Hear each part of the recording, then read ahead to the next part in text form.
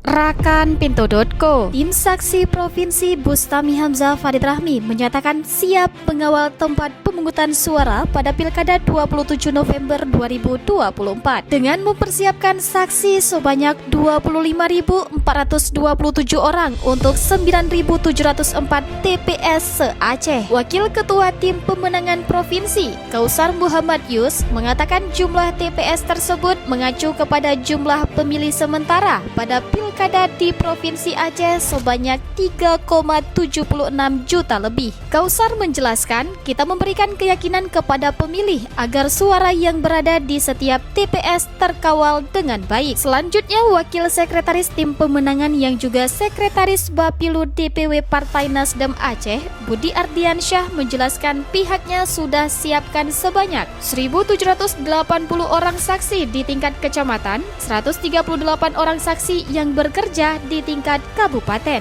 Tim saksi Paslon 1, Bustami Fadil, siap mengamankan seluruh proses TPS yang berada di Aceh dengan 8 partai koalisi pengusung dan pendukung, serta para relawan yang tergabung di semua komponen dan sudah mulai menyelenggarakan BIMTEK untuk para saksi tersebut dari tanggal 15 hingga 20 November 2024.